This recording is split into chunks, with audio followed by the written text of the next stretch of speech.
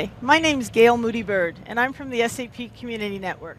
I'm happy to be hosting three members of our community who are going to talk about the power of SAP Community Network and what it's meant to them and their careers. So first, I'd like to start off with an introduction. I'll ask each of our guests to introduce themselves, and then we'll get into our conversation. Jim, can you begin? Sure.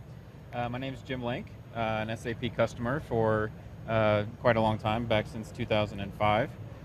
My areas of focus are really in the finance space, so BPC especially, so planning and consolidation processes. Thank you. Hello, my name is Raquel Cunha. I am a SAP consultant since '98, a long time, and I'm focused on SAP Solution Manager at the moment, and I am based in Brazil. My name is Tom Delaney. I'm an SAP Basis Architect for ECS Illumina Solutions. I've been doing SAP about 15 years, about the same time since '98, and some of that with SAP, some of that with other companies. So still very excited about SAP and Basis and all the technology. Great, thank you. So our first question is about the power of networking.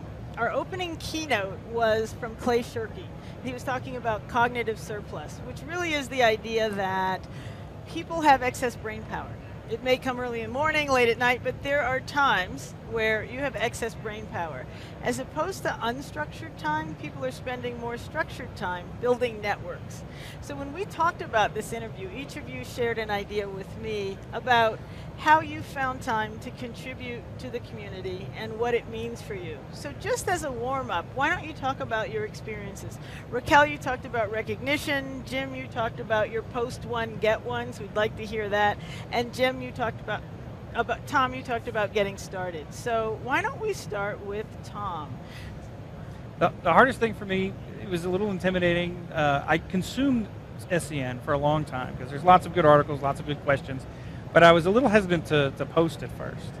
But what I found was just to post something small, especially if it was something that I was doing in my day-to-day job, little job aid on how to do this or that.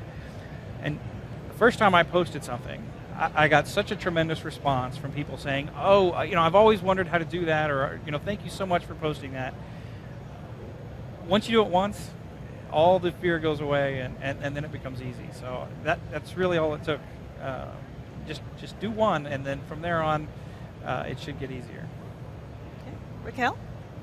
Well, I used SCN for a long time, trying to find answers to my problems, and I thought that I should pay it forward and also contribute to the community with things that maybe I know and they still don't know. So I started to answer questions in the forums.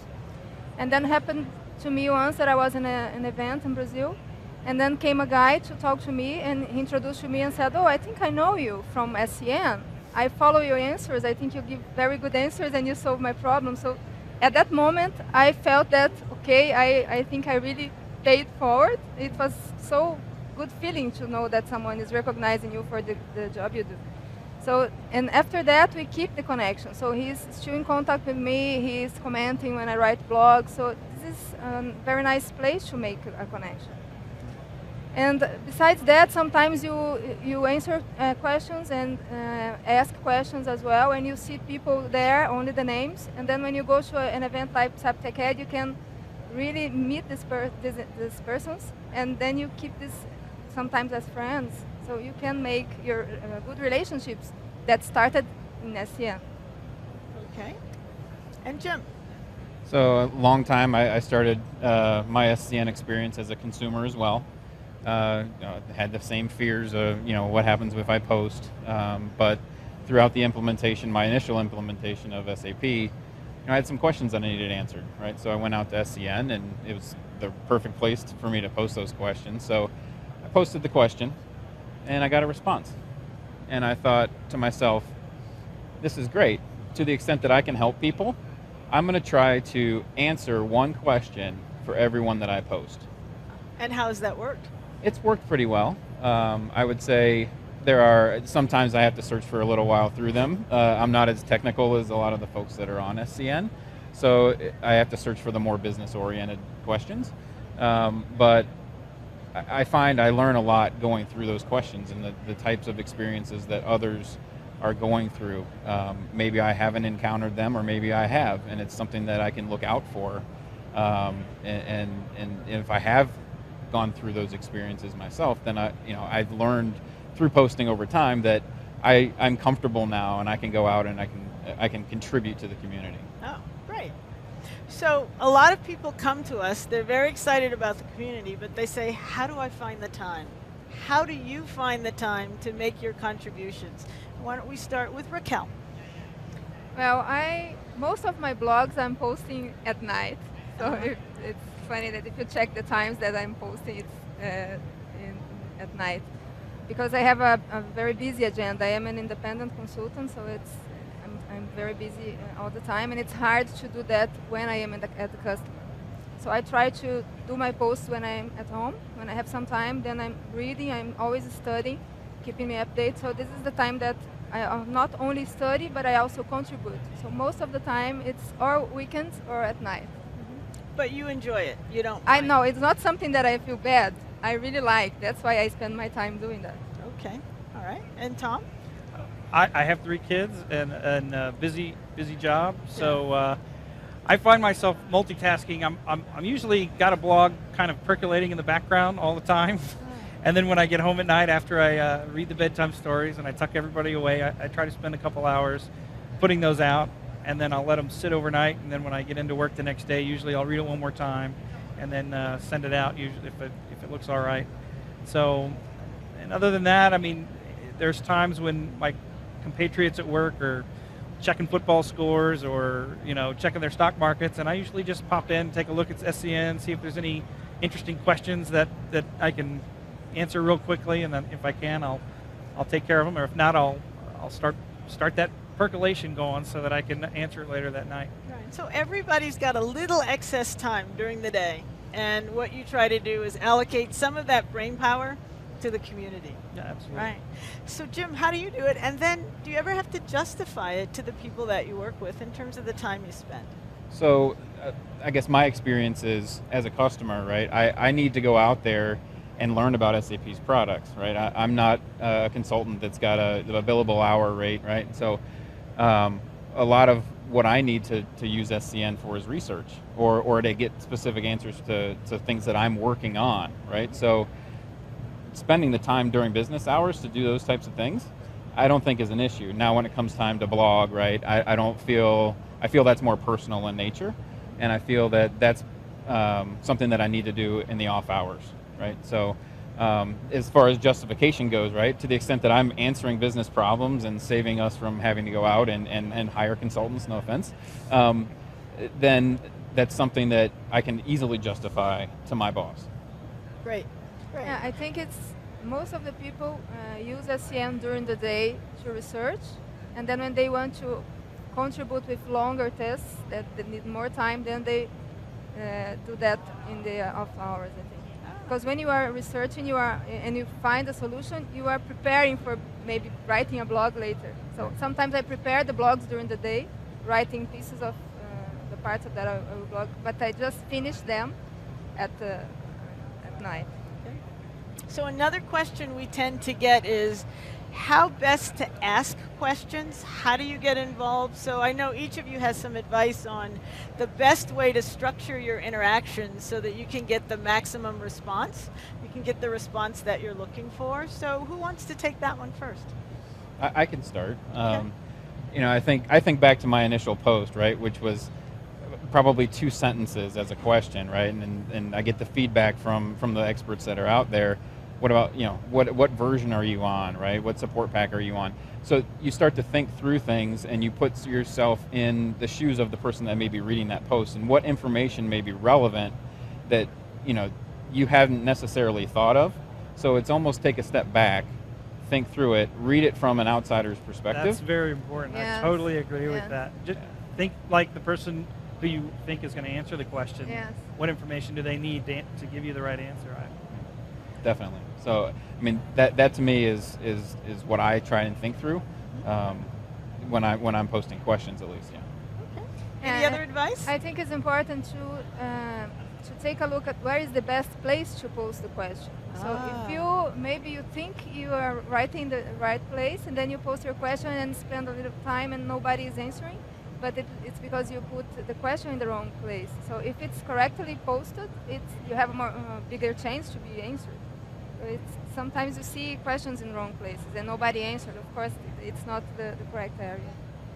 And the other reason why you might have questions without answers is if it's very clear that you have not made a single attempt to do some background research. Do a quick Google search, do an SAP note search, say, I looked at this, I looked at that, I'm still confused, can you help me bring some clarity between this issue or that issue? You'll get tons of responses. Everybody is more than willing to help as long as the person has done a little bit of the groundwork at least. And if you're confused, for me, that brings out the mentor in me. If it's someone who just doesn't understand, I want to help. I want you to understand.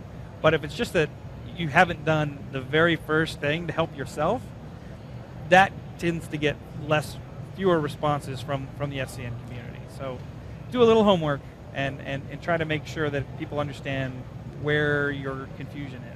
And that quality issue is really important because we in the community work very hard to make sure that the questions, the answers, the blogs, everything meets a certain quality standard, so it's a good use of your time. So we have 800 moderators who work within the community mostly on a volunteer basis. A lot of people don't even work with SAP, but they're constantly looking for questions like that seem too simple, repetitive, and sort of weed that out so that there's a high quality discussion going on. And I know that each of you do that in your own way in terms of coaching people. Speaking of coaching, another question that we tend to get is about career advice. And I've seen a ton of information, particularly from you, Tom, about career advice. And so can you talk a little bit about what you provide, how to think about that, and where to find that kind of information? The SAP's career forums are excellent. And the question that I probably hear most is, I have this skill set or I have that skill set. What's hot?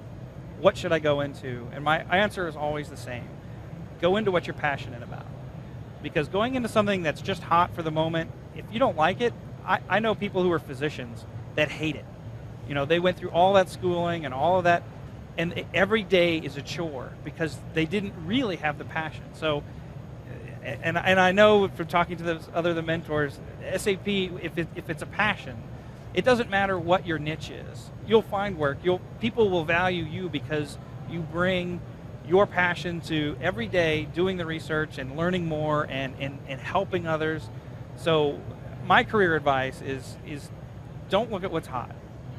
Find what you really enjoy doing every day and invest your time and your energy into something that you're passionate about. And I really believe that 100%. And it shows. Your blogs, your information is very popular. Lots of people look at it. And so if people come into the community and start following you, they'll start to get into that conversation and they'll learn a ton.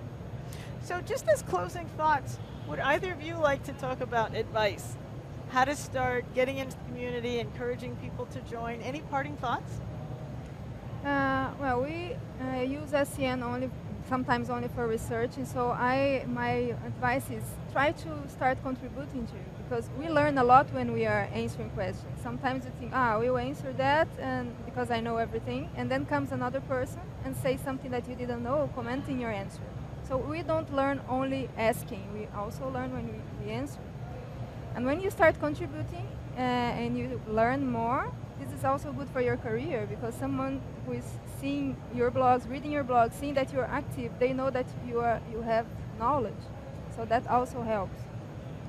Definitely, yeah. So I guess my advice would just be to echo her points, which were essentially start small, right?